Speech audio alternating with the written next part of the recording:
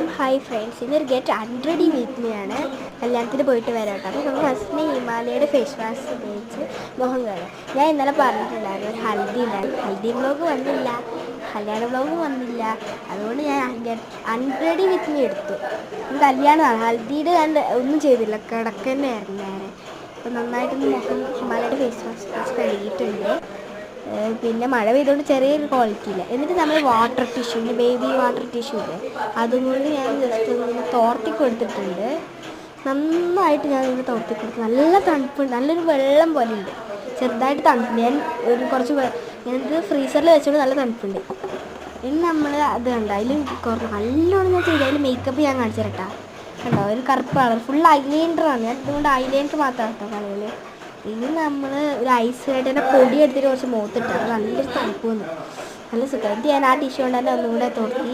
പക്ഷേ നമുക്ക് തോർത്തെടുത്തിട്ട് തരാം. തോർത്തെടുത്തിട്ട് മുഖം നന്നായിട്ടൊന്ന് തോർത്തിയിടുക. ഇതിൻ്റെ ഫൈനൽ ലുക്ക് കാണിച്ചു തരാം. കുറച്ച് ഇരുട്ടായതുകൊണ്ട് കാണില്ല, കാരണം എൻ്റെ അടുത്തൊരു കറുപ്പിൻ്റെ വന്നില്ല. പക്ഷെ ഒന്നുമില്ല, ഞാൻ അടുത്ത് കാണിച്ചു തരുമ്പോൾ നിങ്ങൾക്ക് കണ്ടായിട്ട് തിരിഞ്ഞോളും. കണ്ടോ, നല്ല ഗുഡ് ഗ്ലോ കിട്ടിയിട്ടുണ്ട്. അപ്പോൾ ഇത്രയേ ഉള്ളൂ. സബ്സ്ക്രൈബ് ചെയ്യുക. Bye bye.